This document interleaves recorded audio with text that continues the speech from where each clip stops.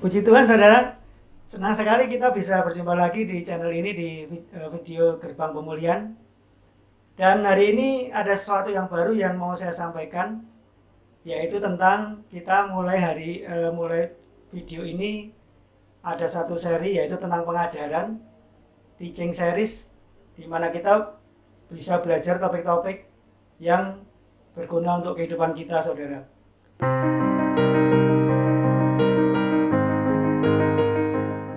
Bagaimana kabar saudara hari ini? Saya percaya saudara di dalam anugerah dan perlindungan Tuhan. Sekalipun mungkin saat ini kita merasakan hari-hari ini begitu sulit ya. Banyak orang mungkin mengeluh, ada yang kena PHK, ada yang bahkan bisnisnya penjualannya turun, dan bahkan mungkin jemaat Tuhan kehilangan pekerjaan. Tetapi ada satu berita baik buat kita semua, bahwa firman Tuhan itu selalu memberikan jawaban buat kehidupan kita saudara. Puji Tuhan. Nah, seri pengajaran hari ini saya akan menyampaikan tentang nasib buruk saudara.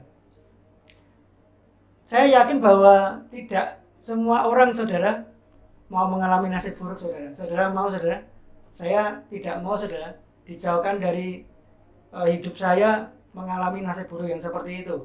Nah, kita akan belajar hari ini bagaimana nasib buruk itu bisa terjadi atas kehidupan kita.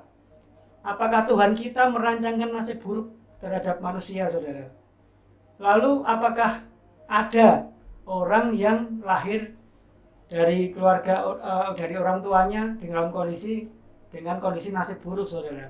Nah, kita akan lihat di dalam firman Tuhan hari ini.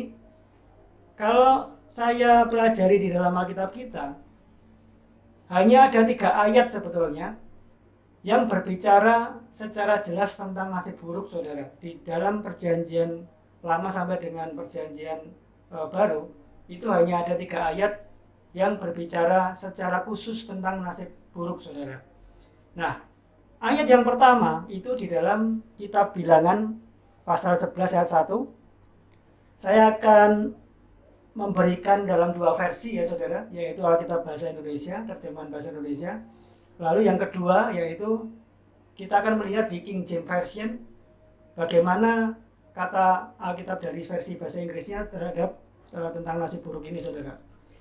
Kita akan baca ayat yang pertama, Bilangan 11 ayat 1. Pada suatu kali bangsa itu bersungut-sungut di hadapan Tuhan tentang nasib buruk mereka. Dan ketika Tuhan mendengarnya, bangkitlah murkanya, kemudian menyalalah api Tuhan di antara mereka dan merajalela di tepi tempat perkemahan. Nah, satu ayat cukup saudara. Lalu di dalam King James Version dikatakan, and when the people complained, it displeased the Lord, and the Lord heard it, and his anger was kindled, and the fire of the Lord burned among them. Then consumed them that we were in the uttermost part of the camp. Nah, jadi ayat ini pada suatu kali saudara, bangsa Israel, kita tahu bahwa bangsa Israel itu berjalan dari satu persinggahan ke tempat persinggahan lain. Karena pemberontakan mereka, karena tenggar tengkuk mereka, sehingga mereka masuk ke tanah perjanjian yang dijanjikan Tuhan sejak dari Musa, itu mereka tidak sampai saudara. Nah, di ayat ini satu kali dikatakan bangsa itu bersungut-sungut di hadapan Tuhan saudara. Nah, menarik sekali kata bersungut-sungut itu di dalam bahasa Inggrisnya yang kita tadi baca diterjemahkan dengan complain.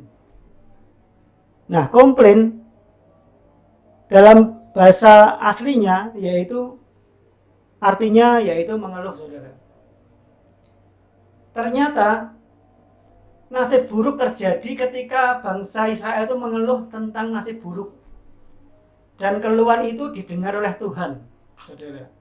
Nah, makanya hati-hati kalau kita mengeluarkan satu keluhan-keluhan, Tuhan itu mendengar, saudara. Tuhan kita itu telinganya tajam untuk mendengar setiap keluhan umatnya, anaknya, saudara. Nah, di sini dikatakan mereka mengeluh bersungut-sungut di hadapan Tuhan tentang nasib buruk mereka. Dan saudara tahu ketika mereka mengeluh Tuhan mendengar, lalu Tuhan menyalalah api Tuhan di antara mereka. Wow. Jadi kemarahan Tuhan di sini digambarkan seperti satu geram, satu api yang menyala-nyala sampai membakar bangsa Israel pada saat itu, saudara. Nah, pasti ada banyak hal yang bisa membuat kita itu mengeluh, saudara. Setiap kejadian kita, setiap kesulitan hidup, setiap peristiwa-peristiwa itu sangat mudah untuk kita itu sebetulnya mengeluh, saudara. Tidak lepas juga di masa pandemi COVID ini, saudara. Tentu di masa-masa ini ketika ada orang yang kehilangan pekerjaan, dan itu akan membuat mudah sekali untuk dia menyalahkan keadaan, mungkin menyalahkan juga lebih berat lagi adalah menyalahkan Tuhan, saudara. Seperti bangsa Israel ini, saudara. Jadi mereka mengeluh karena beratnya perjalanan mereka dari satu persinggahan ke persinggahan. Kalau Anda baca di pasal ini, pasal sebelumnya, mereka itu sebetulnya berjalan 3 hari perjalanan jauhnya dari padang gurun Sinai menuju ke padang gurun Paran. Itu satu perjalanan yang melelahkan sekali. Berjalan kaki tentunya, saudara.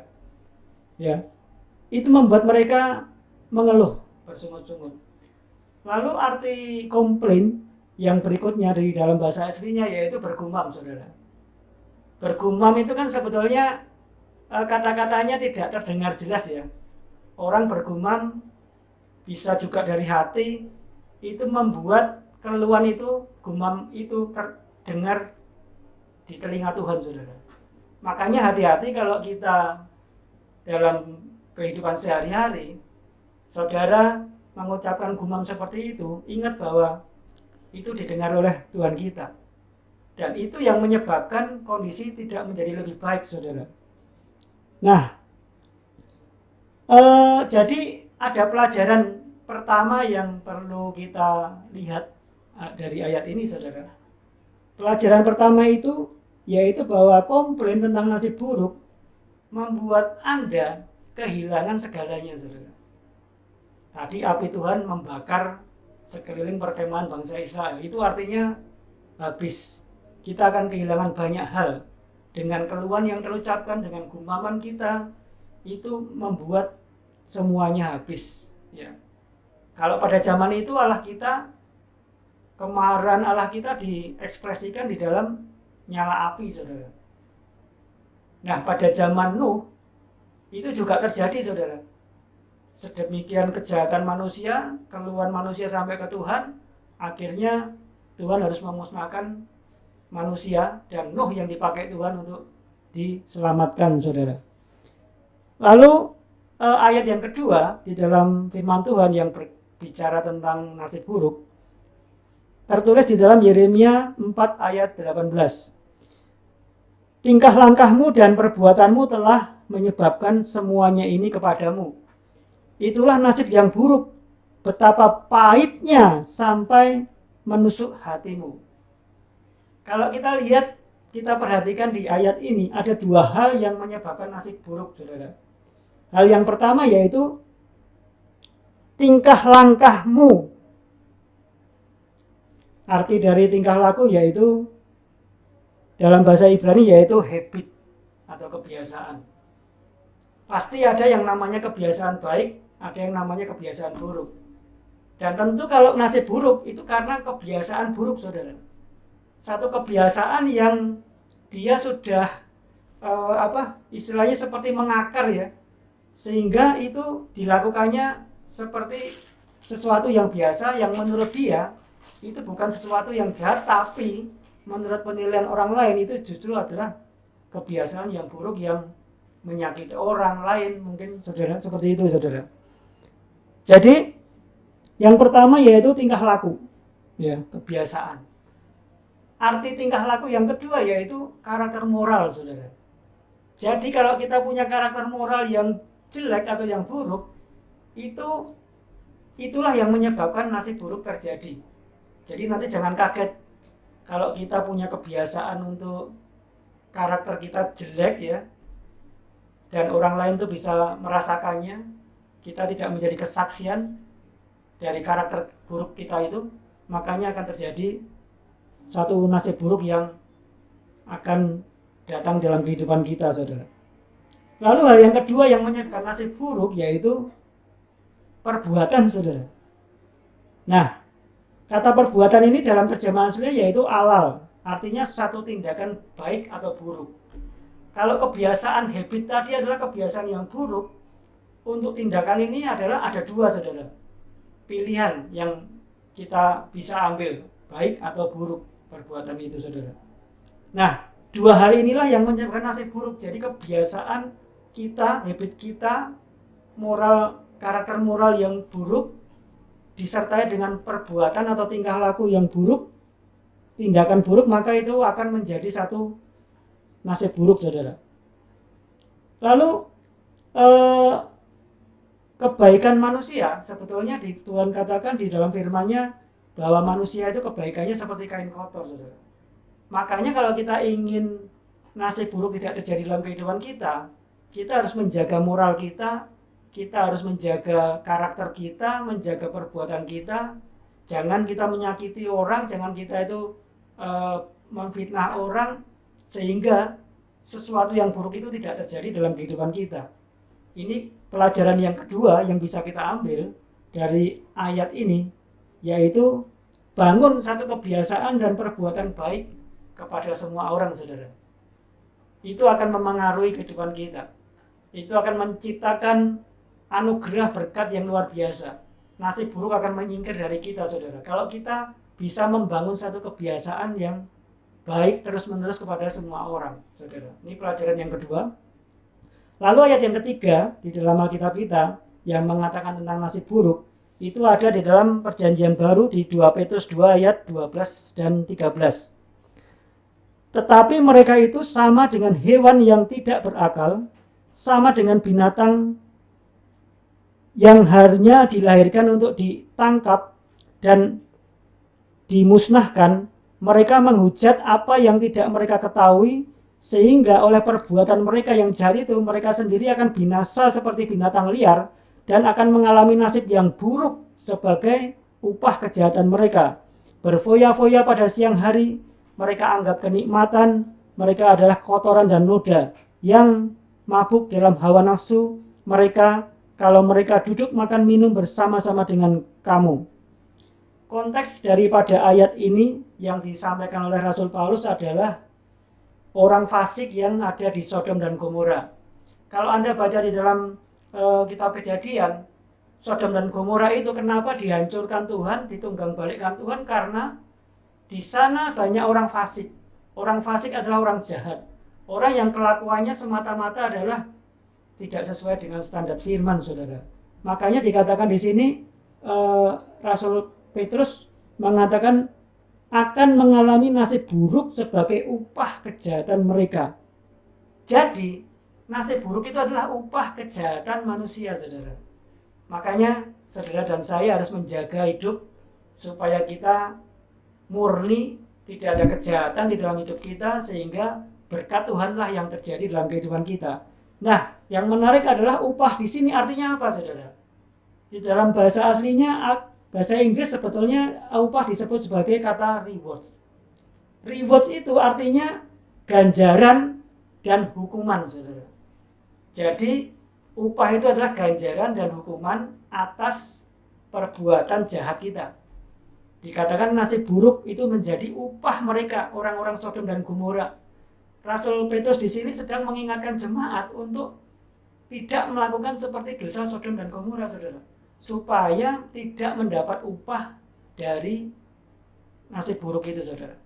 Jadi nasib buruk itu adalah upah kejahatan, saudara. Jadi kalau memang ada kita di dalam firman Tuhan kita percaya dan yakin bahwa kalau kita menabur sesuatu kejahatan, kita juga akan menuai upah atau taburan kita, yaitu berupa balasan, hukuman. Kita akan mendapatkan satu tuaian yang buruk juga, saudara. Nah, pelajaran apa yang kita dapati dari ayat yang ketiga ini, saudara? Pelajaran ketiga yaitu setiap perbuatan jahat kita itu mendatangkan hukuman berat, saudara. Dan hukuman itu pasti terjadi dalam kehidupan orang yang melakukan kejahatan itu. Oleh sebab itu, mari kita sadari bahwa setiap perbuatan kita, baik atau buruk, itu mendatangkan upah. Kalau kita berbuat baik, kita dalam kondisi mengasihi Tuhan, mentaati firman Tuhan, yaitu berbuat baik, maka sesuatu berkat yang luar biasa akan terjadi. Tetapi jika sebaliknya kita melakukan satu perbuatan yang jahat, seperti yang Rasul Petrus tadi katakan, sebagai gambaran Sodom dan Gomora di hukum Tuhan tadi, maka upah yang berat itu akan menanti kita kalau kita melakukan sesuatu kejahatan buat sesama kita, saudara. Nah, akhir daripada pengajaran ini, saudara, kita tahu bahwa saya ulang lagi, nasib buruk terjadi karena perbuatan, tingkah laku, tindakan moral yang tidak sesuai. Lalu nasib buruk itu bukan dari Tuhan sebetulnya. Nasib buruk itu adalah kita sendiri yang menciptakan itu, upah daripada perbuatan kita, saudara. Saya berdoa kita semua menangkap firman ini dan ada sesuatu yang kita lakukan, yaitu mari kita menjaga hidup kita.